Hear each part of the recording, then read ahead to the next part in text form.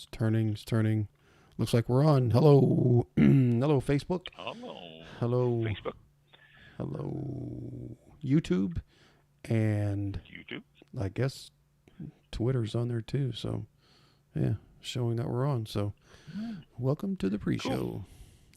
Go to chat. We are almost live. So,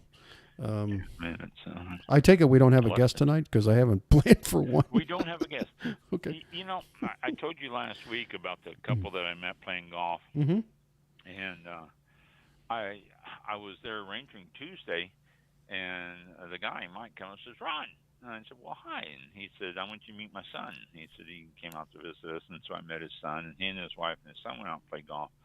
And I took 1 minute until showtime. I was rangering, so I took a trip around the course, and they were backed up on one of the holes. And so I said, "I want you guys to be a guest." I said, Yep. I asked you on the show, but if you haven't listened to the show, you haven't heard. So I got his email address, and I emailed him. I emailed him yesterday, and I said, "I can do you this week or next week, or whatever's convenient for you." And so I haven't heard back from them yet, but they were excited about being on, so they will be on. It's just a matter of what's convenient for them. So yeah, we'll get them on. They says, "Oh, that'll be fun." And Felicia says, "Oh," she says, "I had such a good time in Portugal." She said we did a tasting of all these different wineries with the same grape and stuff like that. And I said, "Well, good. You can tell us about all that stuff." So yeah. it just Your show will go live in 5 seconds. Oh my God, 4, I'm still talking. 3, Yeah, no.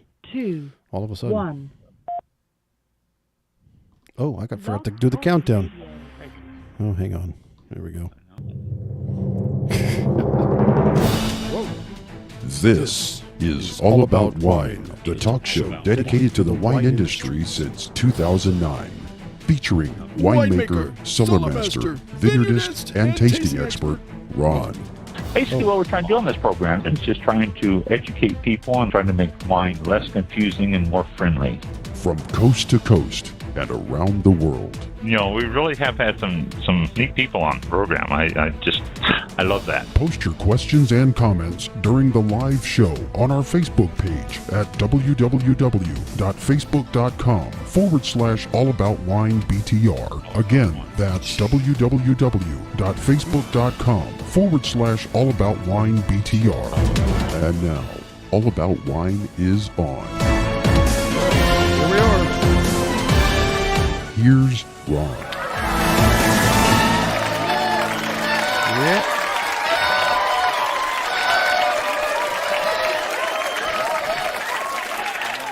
Mike for asking our whistler to tone it down. Yeah, I had to. They were way too loud for broadcast. So, that was good. Mm-hmm. It's not piercing at the beginning of the show anymore, so that's a good thing. Right. Yeah. So, I know you had to talk with him because it we was were just talking about it. Yeah. It was the threats sometimes help. It just depends. Yeah. All right. So, Okay. First thing, poor people in Afghanistan and Syria, they're saying 20,000 so far that they're figuring dead, and they said that count's going to rise. So, keep them in your thoughts, prayers, or whatever it is that you happen to use. And if you want to donate, there's all sorts of ways. Red Cross probably is the easiest way you can donate, but it's devastating. I mean, I saw a little short video that said that what made this earthquake so bad was that it was so close to the surface. If it were deeper, it would not have shook so violently. But this one was so close to the surface, comparatively, for earthquakes, and it's so close to the surface, and it just, it's just knocked buildings down. I mean, it's amazingly destructive. one thing to add about the donations part is before you make a donation and you commit to it, be sure to check out who's asking for the donation, and I guess vet them or something, whatever you want to call it. But like the Red Cross, okay, but Joe Blow down the street or something decides to set up some fake fund or something. Oh, I'm going to help him out. Just stick to a reliable, charity or a source that is going to help them out, not pocket the money for themselves, because there are a lot of scammers out there that take advantage of this kind of thing. So just always be aware of who you're donating to and the cause, and that it's going to go to the cause. So just one thing to be aware of, Very good because point. a Yeah. lot of scams out there. People want to make that easy cash, and they pick a time like this to do it, and they're scum for doing it. But yeah. So Don't yeah, fall for it. Good don't fall point. for it. Yeah, thank you. Excellent. Just want to get that out. Thank you. Because Yeah. there's a lot of goodness. Like Mm-hmm. Mike and I just said, Red Cross is Mm-hmm. always a reliable source. Yeah. And if you're not a Red Cross fan, there are a lot of others out there that you can. Right. It just takes less than a minute research to Yeah. check them out. So Yeah. do that. Yeah. Absolutely. Thank you. So, and something else I wanted to talk about too before we actually got into the show. Let me find it here. And oops, oh geez, I just clicked the wrong button and got out of that. Okay, that was that was the Syria Turkey thing. 20,000 so far. Why? Mm. Let me eliminate this and go into this and look at this. Okay, I just saw this. I thought this was interesting. If I can find it again. Oh, here it is. Podcast shrinkage. We are a podcast, and thank you all for continuing to listen to us over the years. We continue to have our followers out there, and we have been picked as some of the better podcasts over the years and stuff like that. And it's all because of our listeners, because they tune in and keep us going. And all of our guests have always been great over the years and all that. But I saw this. It says, after years of rapid growth and a pandemic boom, podcasts are producing a host of down arrows. Fewer people are creating new shows, which during the shutdown, it was the pandemic shutdown. It was uh, unbelievable how many people started podcasts. They wanted to do something while they were at home, so they figured they'd start podcasts. We continued throughout the COVID. It's just like, it didn't affect us really, and we had our share of guests and stuff like that. But it says that the once groundbreaking format of podcasts is entering a precarious middle age. And the numbers, the podcast ad market hasn't grown as quickly as many hoped. Its $1.5 billion size in 2022 was minuscule compared to the nearly 70 billion spent on TV ads. Well, yeah, of course. I mean, there's that's not comparing apples to apples or oranges to oranges. That's not really a fair assessment there, I don't think. But the ads are down. We looked into doing ads and couldn't find anything that matched or anything. It just, I don't know. I still look at possibilities of ads, and we just never have done it. And it might pay for our Blog Talk Radio cost every month, but that's all we would look at. We know we're not going to get rich off of it. Uh, sorry, Mike. Podcast, Boo. search. Oh, damn. Podcast search engine Listen Notes, which I've never heard of that before, found an 80% drop in new podcasts created this last year compared to the previous year. Yeah, but you compare the previous couple of years during the pandemic to previous years of podcast startups, and you're probably going to see us peak during the pandemic. I mean, let's get real here. The listener growth shrank by 5% year over year, so that's not real big there. It says that an annual report from Edison Research found declines for the first time in monthly and weekly U.S. listening habits. And they said that it's probably because the boom in new TV shows after the pandemic, and people had more time to listen to the podcast during the pandemic. But we have our listeners on All About Wine that have been with us some time, and we have new ones that pop in and stuff like that. So it's not like we are hurting. So the 10 most listened to podcasts. Excuse me. 10 most listened to podcasts last year are stacked with shows that have been around for years. Us, uh, most recent top shows date from 2019, and 6 of the top 10 are at least 7 years old. So, I mean, we're approaching what, 13 years?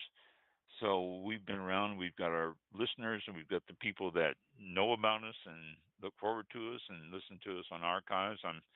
I know there's people out there that listen to us on a regular basis on archives, and we appreciate that. So, but this article just caught my eye since we are a podcast ourselves.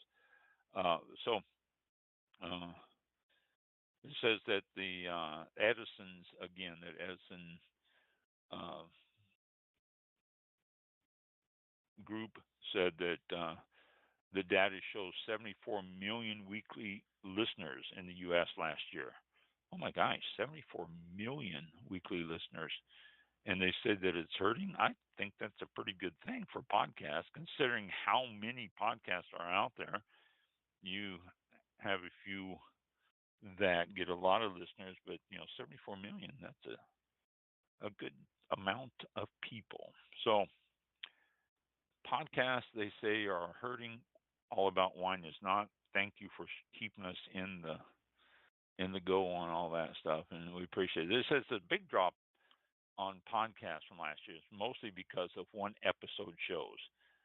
Low quality shows, people just jump in there and they try to do something, and they drop back out. And excuse me, I'm still talking to our cigar guys. You can check them out too. We did a show on cigars. Oh, geez, what is it? A year and a half ago now? Oh my gosh, I can't remember. It's been some time. Last year, early part of last year, we did a show on cigars, and I'm still talking with these guys, and they're mentioning different people in the cigar industry that go out and try to do a podcast, and they'll do it once and not again. So it's not just you know in any field; it's in all the fields. Some of the wine podcasts that I was checking out was interesting, and then I never find them again. So again, thanks for being loyal to us. We really think that's cool. Okay,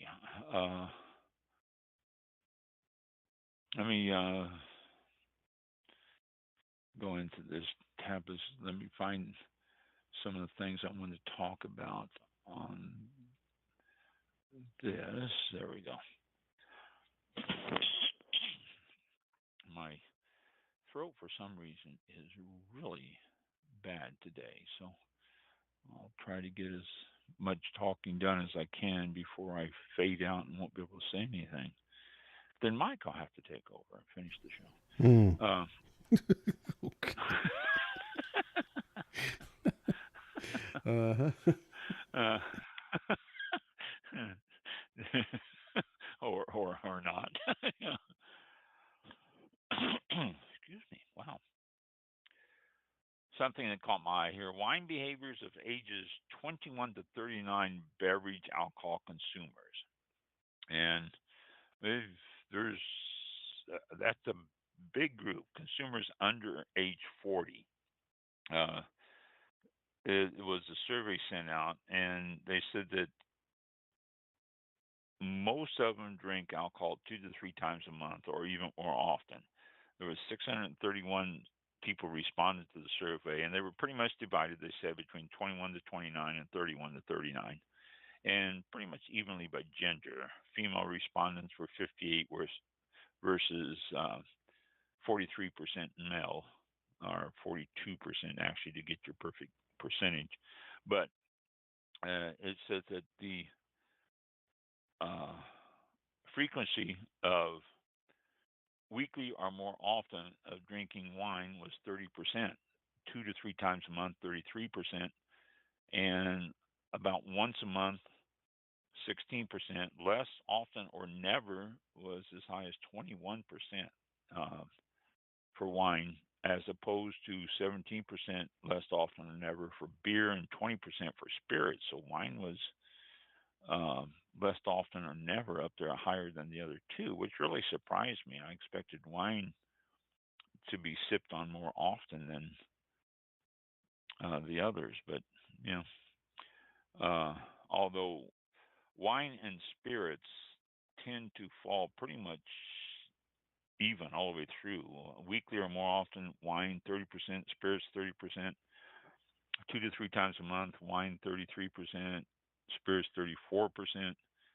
About once a month, wine 16, spirits 16%, and less often ever 21 and 20. So there's that difference of the other there. So, you know, wine and spirits are pretty even on that.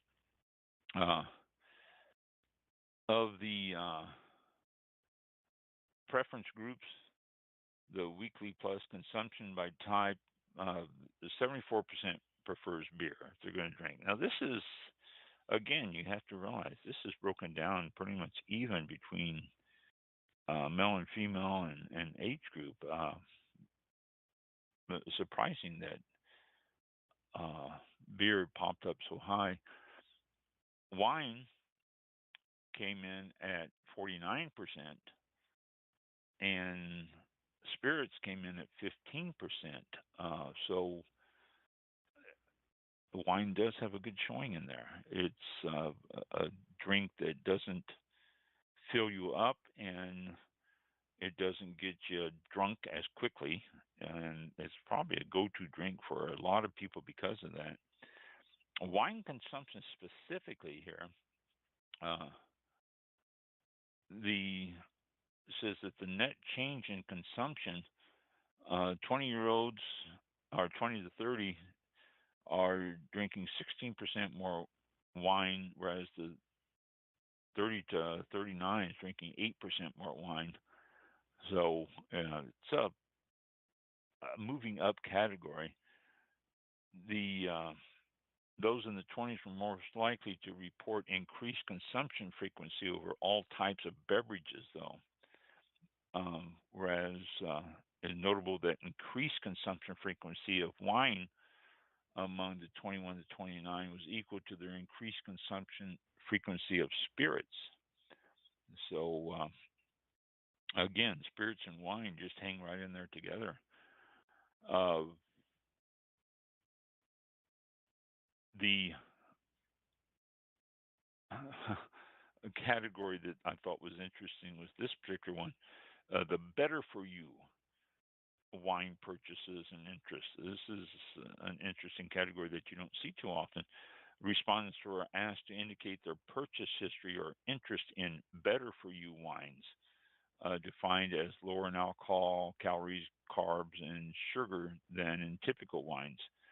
And then more than 1/3 of the respondents in the 20s and 30s cited previous purchases of such wines.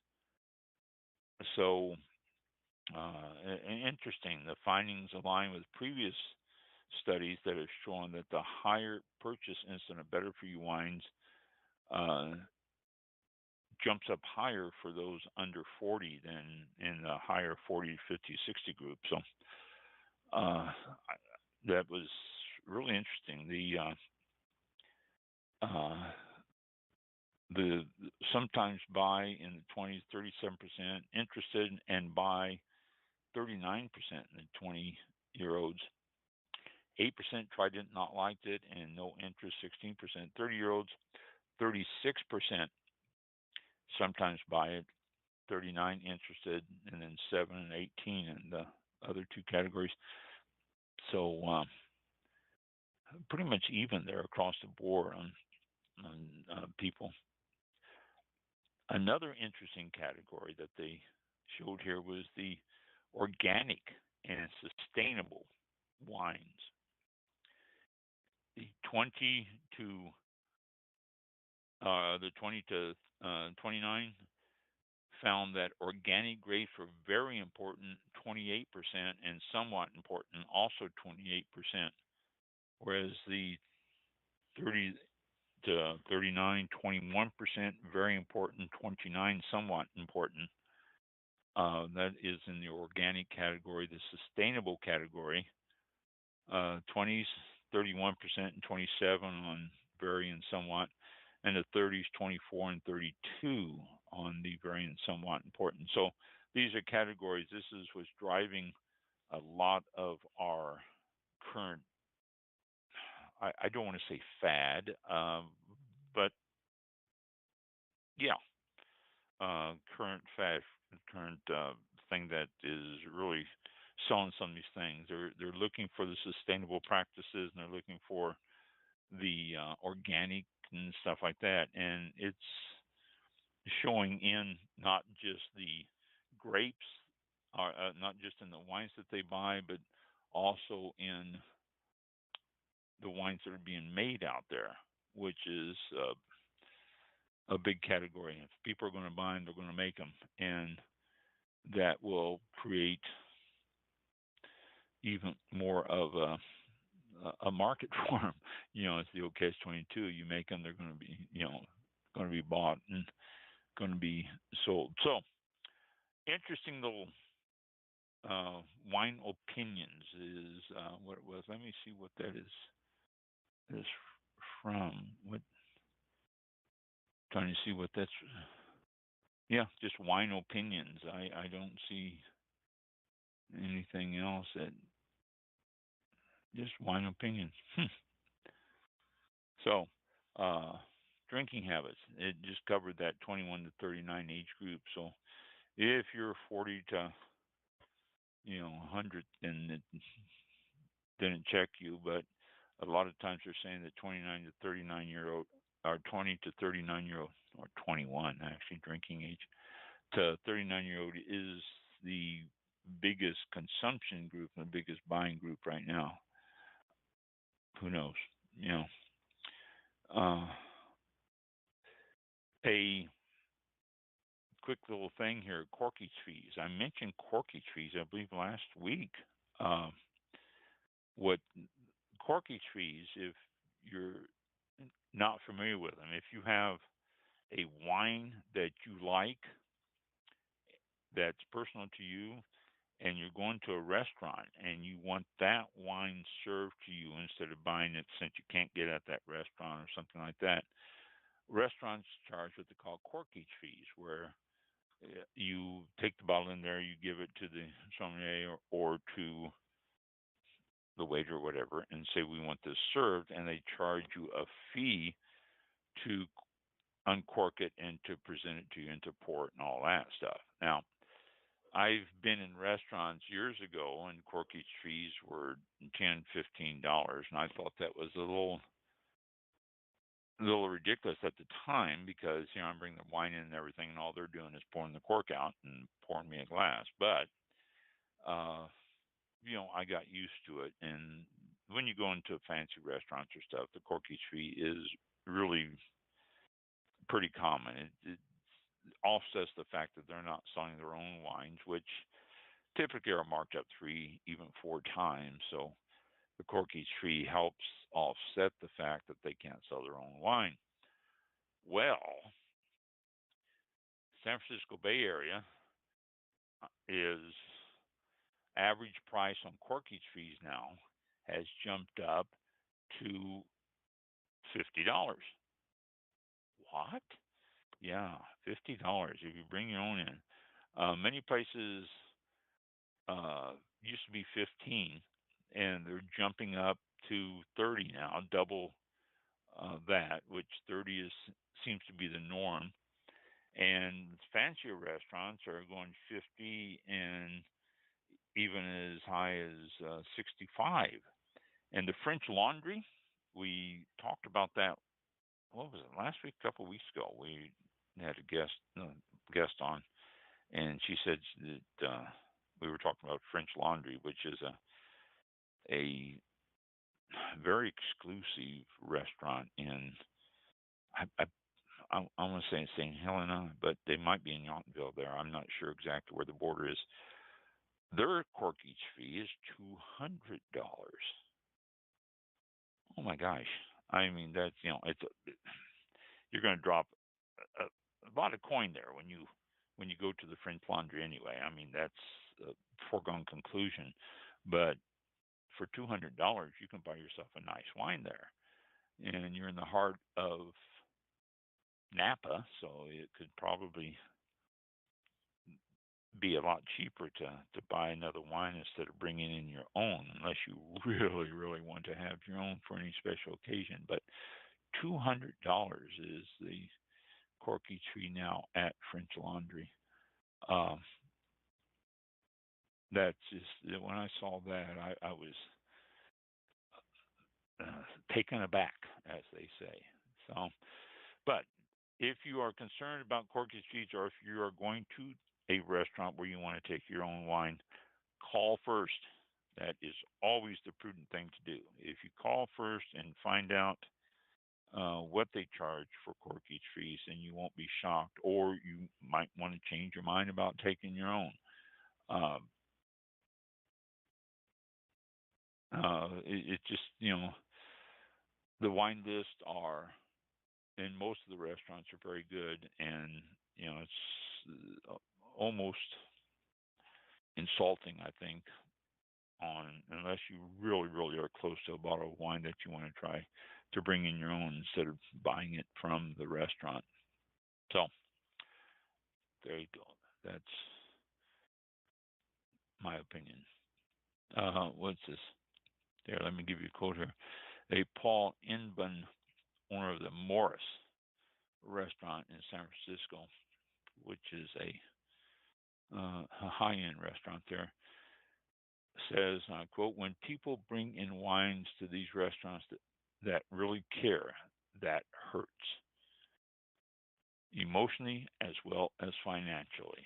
So there you go. That's why the corky trees are so high there. It's just, they're a little way of saying, we've got all these wines and you still have to bring one in.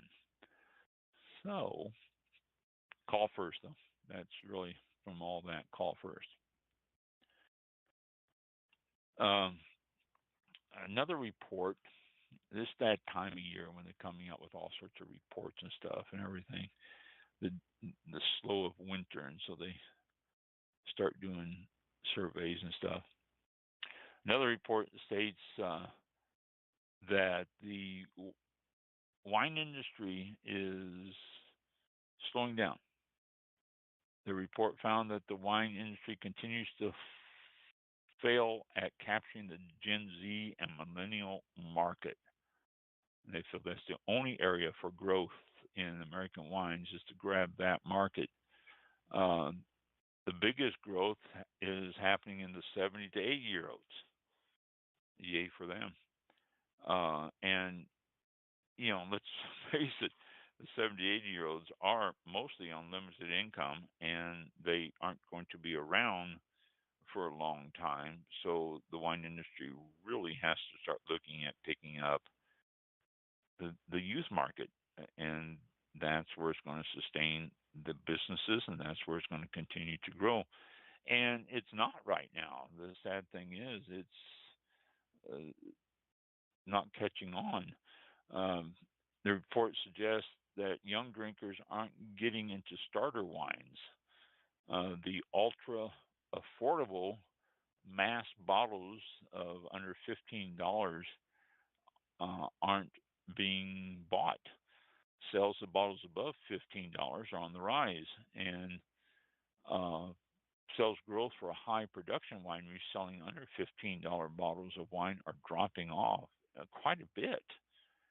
And because of that, they are a little concerned about where the market's going.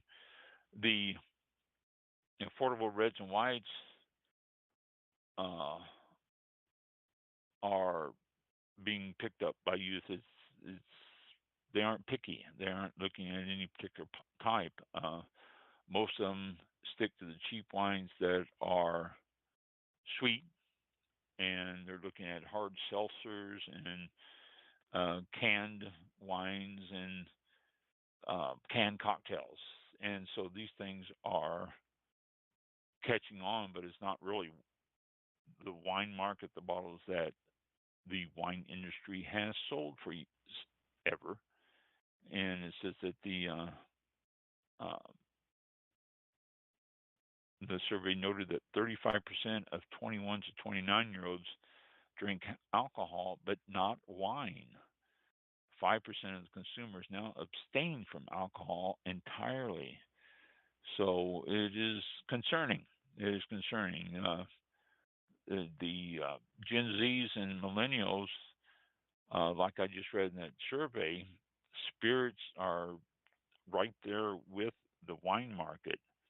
And because of that,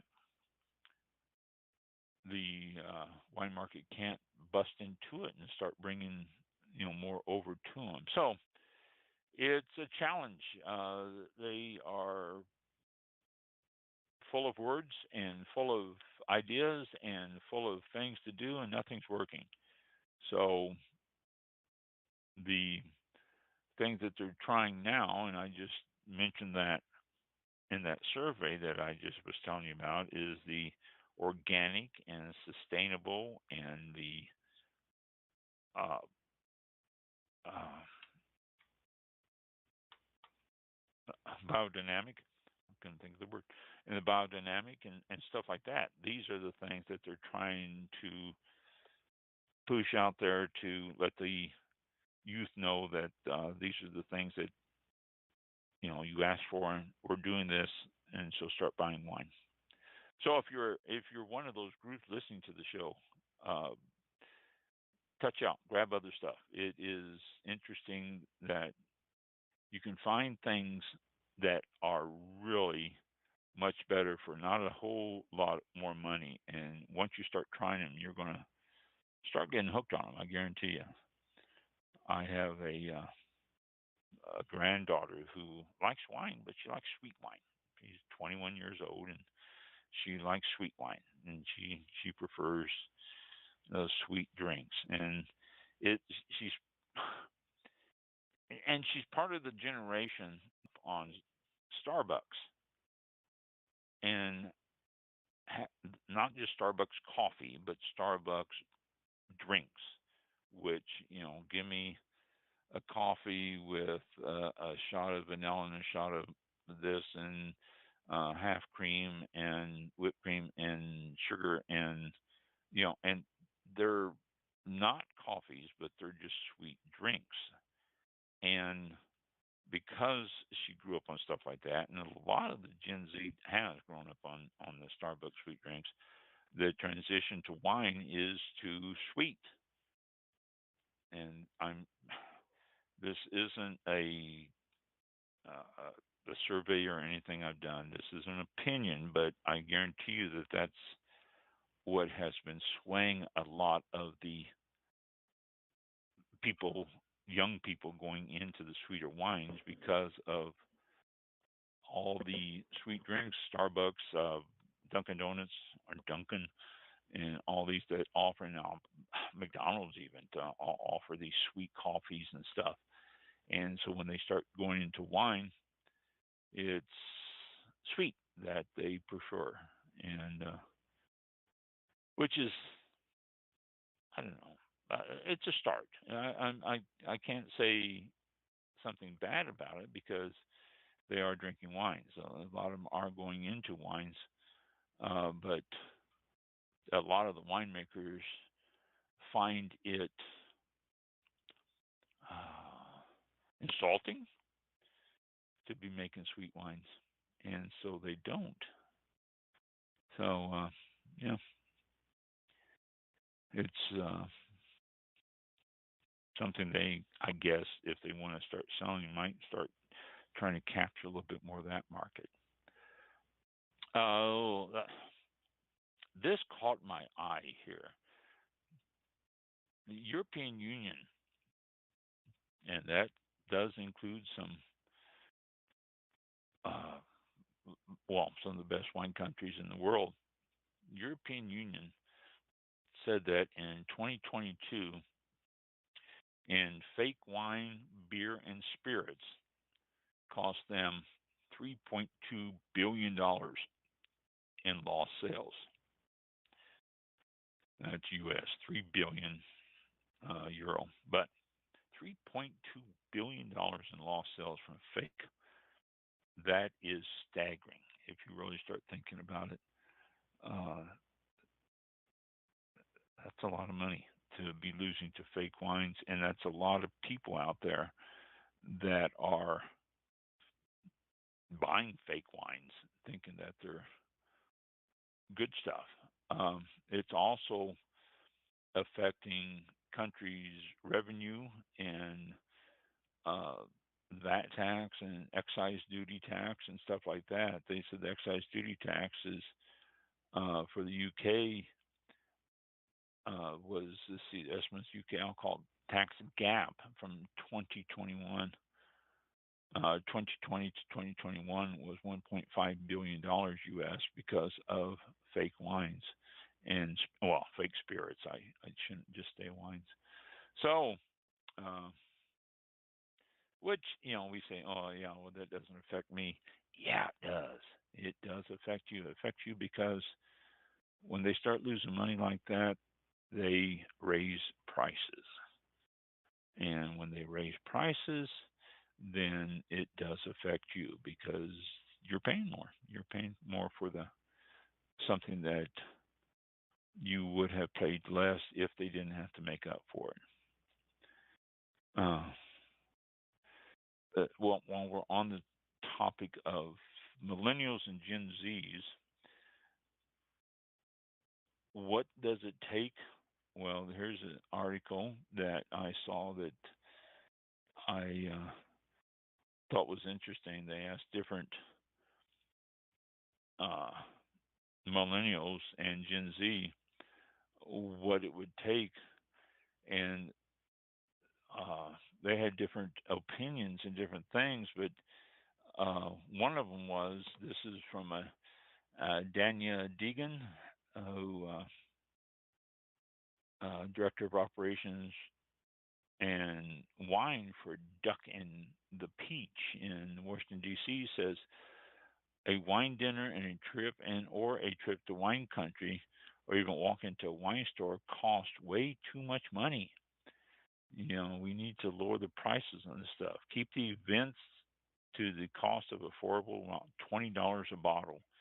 She said, if you do that, start bringing back music and art to introduce people to the wine, and it'll help. San Francisco used to have a great big event every year, which I used to love going to. I don't know if they do it anymore or not, but they would close down like 2 city blocks, and there was this little park in the middle of it. They'd close down like 2 city blocks, and they would invite wineries from all over the area to come, and they were able to sell their wines there. It wasn't just tasting; they can sell them, and it was fantastic. It was always crowded. I used to always go there and love to visit those things and see it. And they do it every year. I don't know if they still do it or not, but stuff like that, and they have bands playing, and they different freebies and prizes and stuff. Fantastic event. Stuff like that brings people out and into the wine industry and into the wine business. Another Tia Polite says that a explorative pours by the glass, she said, is great, but people don't want to buy a whole glass of wine just to see if they're going to like it or not, or if they're interested in it. She said little taste in restaurants and stuff like that is a good way to open up the wine market, which is true. These are good points. Robin Wright, who a millennial, says just what I mentioned earlier. Farm-focused, organic, or female-driven wineries or black-owned wineries. These are all things that social change. These are things that millennials and Gen Zs are looking at that will probably boost sales and uh, interest in wines. Uh, Jessica Blumenthal, a millennial here, says that disclose nutritional information. Yeah, Jessica, that would be a good idea, but not on the label. I don't disagree that people might want to know what's in the wine, and they're basically organic. They're basically just wine and maybe a little bit of water. I mean, a few things that are added to it just to stabilize it and stuff. And maybe people want to see it, but you know, there are like 200 different chemical breakdowns to a glass of white wine, over 300 to a glass of red wine. Do you want all those listed?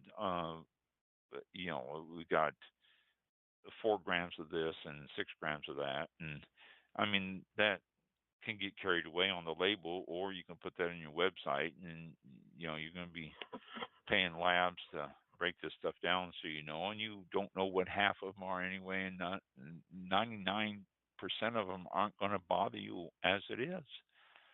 So it might be nice to disclose the nutritional information, but just basic nutritional information would be okay. And you can,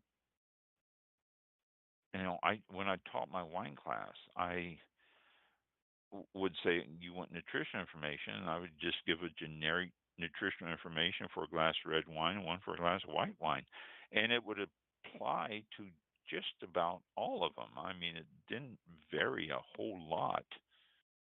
So, okay, nutritional information. Another one, embrace social media. I think they do. I think wineries do. We do. Mike is sitting there right now, uh, sending out social media uh, tweets and TikToks and Instagrams and stuff like that throughout the show, and I think this helps, and it helps a lot. I think to pick up people and listeners and keeps people notified of what's going on. And this Maggie Cruz millennial says it's something that uh, lets the Gen Z and Gen X know what's going on out there. And Ian Loki, who also a millennial, says that you should don't shun the can. Uh, can't seem to get past the idea that if it isn't in a glass bottle, it must be trash. And that's probably true in a lot of instances. Cans, boxes, stuff like that.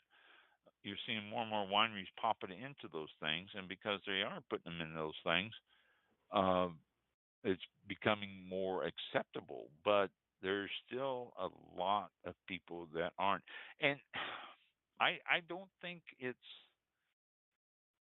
the millennials, the Gen Z, Gen X that is against the can. I think it's the older drinkers that look at the can as, wine shouldn't be in a can. I tend to find myself looking down on cans every once in a while, just unintentionally, but wine has never been in a can. It's not where you put wine. You put soda and you put beer in cans, and wine has never been something that you found in a can.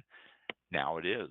And I've had some wines out of cans that were very good, and you don't get that can taste that you would expect. I mean, the liners on them are don't give you that off taste. It really tastes like wine. And the same thing within a box. I've had some good wines in a box. A black box wine. Uh, their advertisements brag that they've won over 100 gold medals in competitions. Well, when you got a wine that can brag over 100 gold medals, regardless of if it's in a box or not, that's pretty darn good. So, wine in a can or wine in a box or stuff, there's nothing wrong with it, and it's something that I think a lot of wineries are going more and more toward that. Tablas Creek is one of them that I get an email from, and they have embraced the box quite a bit. They're talking about how it's so much more sustainable, how little carbon footprint box wine creates as opposed to bottles. And they've also started to do wines in kegs that tasting and bars can have it on tap, which is another great idea. Environmentally friendly. It's not going to go bad. It's you can get a lot more bottles or a lot more glasses out of it and not use the bottles up. I mean, when you're real busy, especially wineries, when you get real busy on a busy weekend, after the weekend, you're ending up throwing away 3 or 4 cases of bottles that are just in the landfill, especially here in Florida. I mean, they're not taking bottles as recycled because they have no market for them. So anything you can do to get around that is always a good thing. So, like he says, don't shun the can. Let's start using those, which doesn't just go for the millennials. All of you out there, if you start buying wine in a can or box like that, it's going to continue to support having those, and it is environmentally friendly. Next one, Eric Munteen, millennial, says lower the ABV. Well,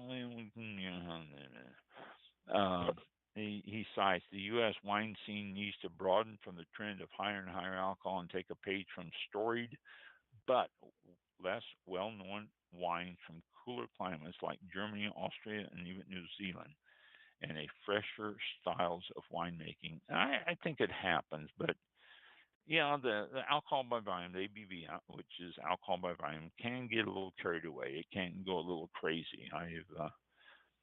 I've seen that happen in California, and if you're listening in California, you know what I mean. Your ABVs is jumping up, and it's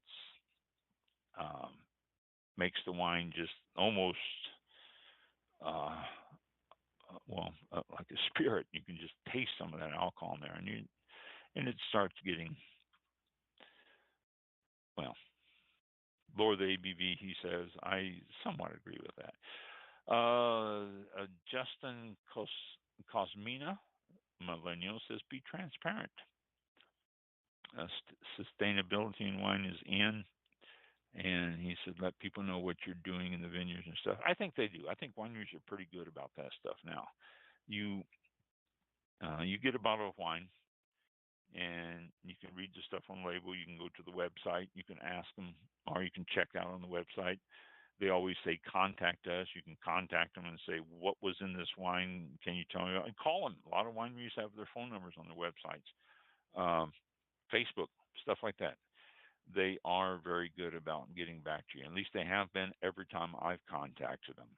I will look at a bottle of wine and say, what's in this? And I can't find it. And I will give them a call and say, what's in this? And 9 out of 10 times, I will get a call back. Because most of the time when you call a winery, you are going to get the tasting room.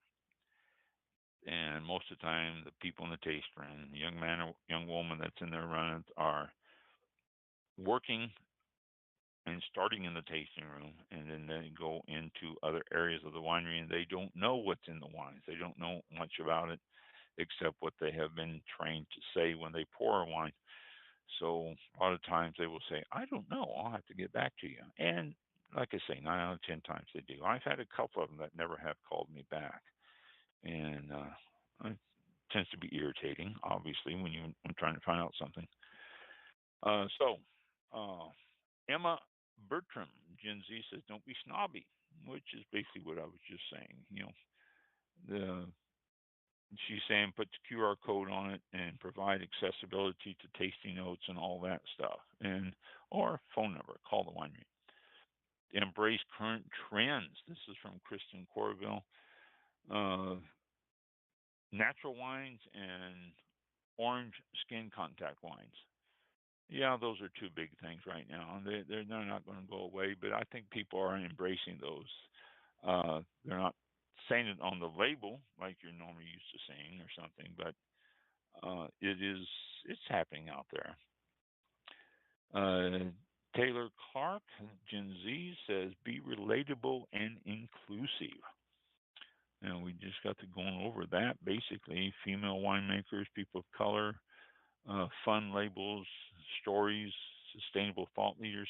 It's happening. It's happening. I mean, how many of you know the 19 crimes label?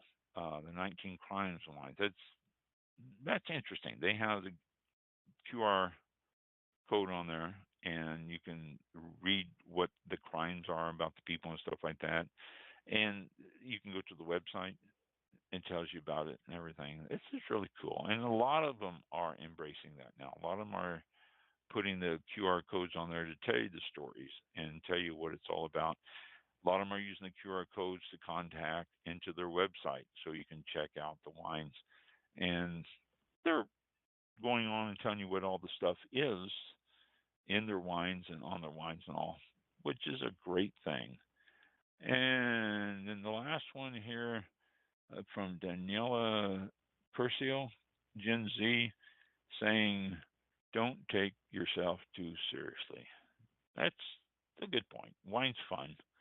It's not something that is going to change the world.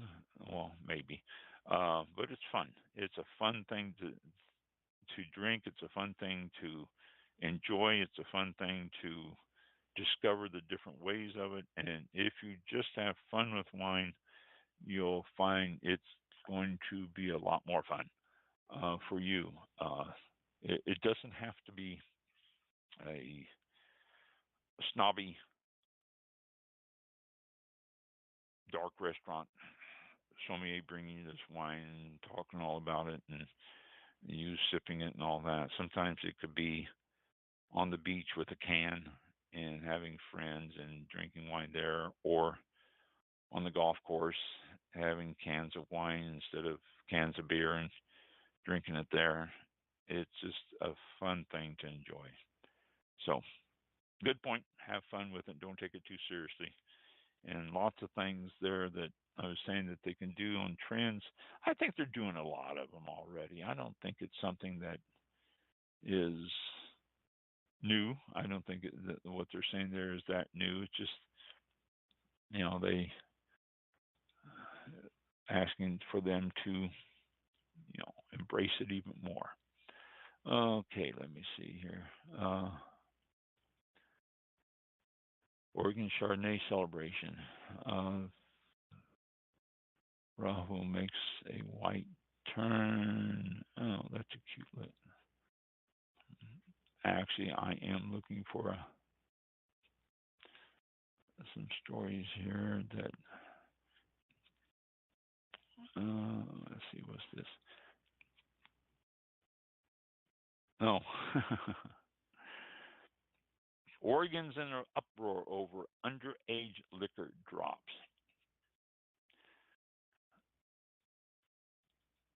For years, the whole thing is with legislatures and state legislatures saying that they don't want home delivery because the kids will order wine. Well, kids don't order wine. Okay,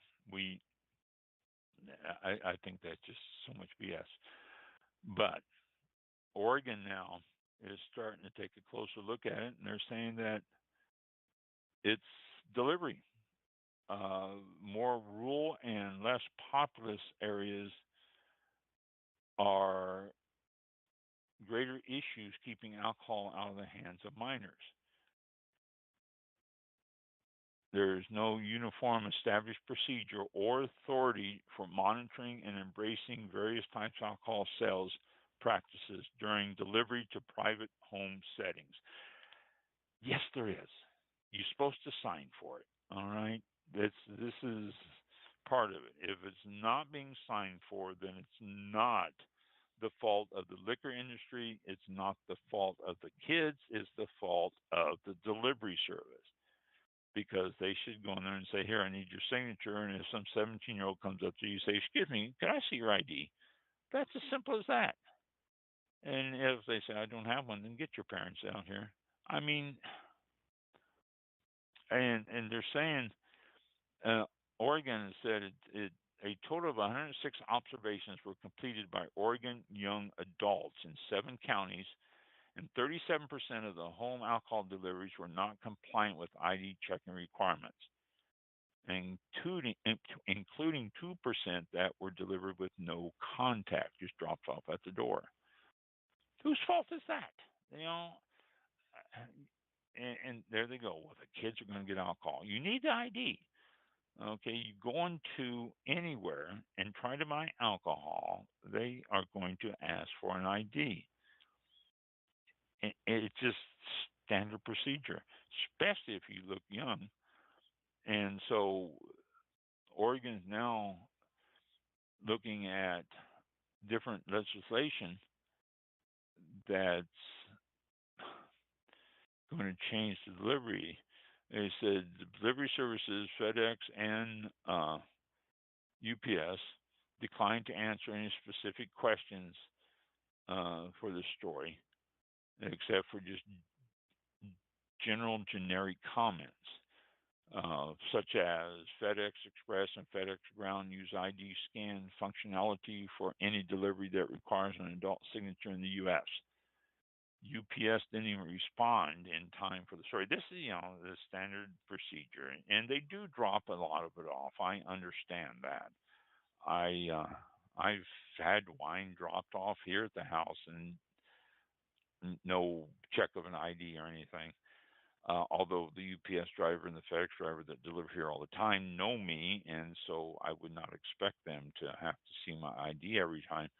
But they have dropped off, and I'm sure they're on a schedule and they have to do it, and they can't wait around or go back and deliver when somebody's home or something. So I can't completely blame those services, but they are the ones. They're the final ones that deliver it. So when these states start squawking, it irritates me. It irritates me because of the fact that that's always the line that they use. Well, the kids are going to get it. That's why we can't do home delivery. The kids are going to order wine and they're going to be drinking wine. That's why we can't do home delivery. Oh my God, come on now. Kids most of the time are not going to spend the time, and they don't have a credit card anyway. Wineries aren't going to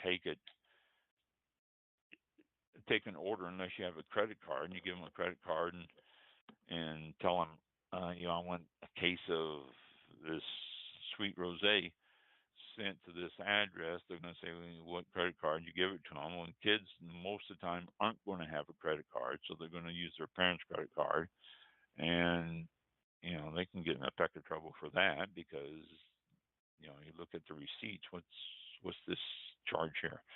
And they have to wait a week, 2 weeks for it to get there. Whereas if they want wine or if they want something to drink, it's not going to be something that they want to wait around for 2 weeks. I just, the whole thing, it's just, I think is crazy. I've always felt this way about this.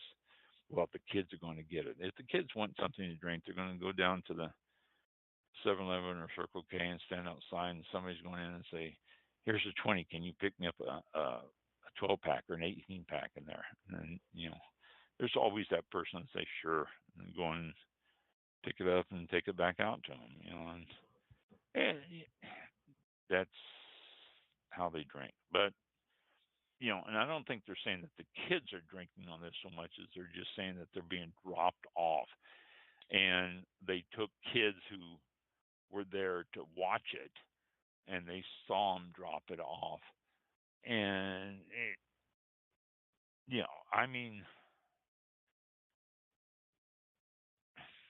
let me tell you a story before we end here. I used to work at ABC Liquor, which is a liquor store chain here in Florida, and they've been around for a long time. They were bigger than they are now.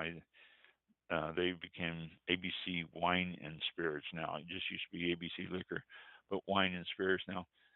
But one of the things that ABC used to do, and one of the things that the Beverage Control Board in the counties used to do, is send around high school kids who look like they were 25 or 30 years old. and they would. The girls would get on makeup and get on a business suit like they were just getting off of work, and the guys would come in with the ties and I mean, you get some of these high school football players, they look like they're in their upper 20s anyway, and they would come in and they would go back and they'd pick up a six pack or they'd pick up a bottle of wine or they'd pick up something and they'd bring it up to the counter and you were supposed to ask for ID if they looked like they were too young, and they purposely put these kids so that they looked like they were older. And if you sold it to them, they would go out and then well, if it was being done by the county, the sheriff would come back in and say, "Oh, you sold this to a minor here," and you can get in trouble. You can lose your job. I mean, it was unbelievable. And people who work in these liquor stores, uh, they need their jobs, and it used to really tick me off. I called one day and asked the company. I said, "Do you keep records of who you sold this stuff to?" And they go, "Yeah, we do." I said, "Well, my name's Ron Hunt. I work for store such and such, and Bayonet Point down here. And I just wondered if you have any records of me." And they looked up and they said, "Yes." They said, "As a matter of fact, you have the most times that you've asked for IDs for the minors we've sent in than anyone else." And I said, "That's crazy." I said, "That's crazy that you do that to us. It's crazy that I mean, sure, you got to watch it and sure, you got to check on it. But oh my gosh, that's like entrapment, I think. Dressing people up to look like they're 10 years older than what they really are. And then, you can get fired for it. And I always thought that was wrong. And the county still does it. They send people into bars and they send people into liquor stores and stuff like that. And they still do it, trying to catch people selling to minors. And that's just so much bullshit. So, okay, I'm off of that ranting stool now. But Oregon, I'll tell you what. Why don't you just have UPS sign for it? Have the people sign for it. That would really solve the problem. Don't let them leave it anymore. Just have them sign for it. And if Well, you do that, that would really, that yeah, that would make sense, though. And yeah. I don't think government entities are supposed to make sense anymore. They're just, Oh, you yeah. got a point there. Oh gosh, such a simple solution. It's like, no, they'll find something. Um, But that's this thing. It's always that. I mean, whenever they start mhm, talking about having cells to the homes in any state, that's mhm, always the argument. Well, the kids will get it. Oh, mhm. it drives me crazy. Right. And here, Oregon, and they sent these kids out to check and see if they can order it and if it's delivered to them. Well, yeah. Yeah. It says here a total of 106 observations were completed by Oregon young adults in 7 counties. Okay, in other words, minors just to see if they can get it. I mean, come Hmm. on. Oh, okay. Well, So, yeah. if you're listening, Oregon legislature, quit it. Just tell UPS and FedEx and all those delivery services to be sure they get the signatures, and it's fixed. Yeah. That's all there is to it. Yeah. Okay, I'm done. There are ways. They just have to. So, They just have to do it.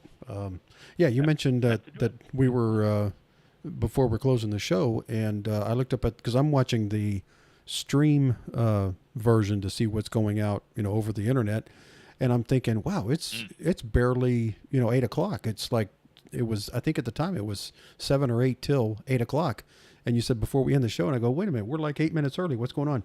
Well, apparently I didn't realize it's 8:02, but our stream is like 6 minutes, 7 minutes behind. So I'm still Oh waiting for wow. that. Yeah, and just in good timing, we have a thunderstorm. I don't know if you heard the thunder, but we've got a major Yes, I did. thunderstorm going through right now. I'm looking at the radar and I'm going, whoa! I didn't realize we even had a chance for that today. But yeah, some pretty heavy stuff out there. Some good Wow. color radar is really showing its stuff tonight. But so I guess good timing. And yeah, tomorrow. Yeah, well, we're previewing it, and then after we preview it, everybody else will get the rain tomorrow. So, yeah, send it around the state. Yeah, we just check it out. Okay, this is good. The state can have it now. Yeah, exactly. So I guess that's strange. I didn't realize the video feed was, or the whole feed was that far behind. It's amazing. I didn't know it was that. I thought maybe 10 seconds or something like that. I didn't realize it. Yeah, usually it is, but I don't know. I wonder if I refresh this, if that would change. Anyway, so we'll, unless you have any late minute things to add, last minute things, we'll go ahead and nothing else. Close out. Happy Valentine's Day to everyone. Wine and chocolate. I talked about it last week. Absolutely. Get your wine and chocolate for Valentine's Day. Don't forget, unless you're underage. That's right. Yeah. There you go. Good post there. Man, a couple of good PSAs today. So, that's right. Keeping you informed. So, we'll go ahead and close the show out now at 4 minutes after 8 o'clock. Looks like. I don't know what's going to happen to the live feed. Yeah. Live feed if I turn this off now, but after the theme song. But we'll see. Interesting. Yeah. So, have a good weekend. Be safe. Happy Halloween. Happy Valentine's Day. For some people, it could be Halloween if you forget anything. Yeah. You could be scared. It seems like Halloween's always the default holiday. Yeah. Whenever I've done that lots of times. New Year's, Happy Halloween. Oh no, it's New Year's. Oops. But Halloween always seems to be the wrong default one. holiday. Whenever Yep. Yeah. Yeah. The default wrong one. All right. We'll talk to you all. Losing my voice. We'll talk with you all next Thursday, which is February 16th, right here on Blog Talk Radio, Mixcloud, YouTube, Twitter, Facebook, all that good stuff. Thank you for listening, and have a great week and a weekend. Be safe, and we'll talk to you then. Survive. Thanks for listening. Be safe out there. Yeah, thank you.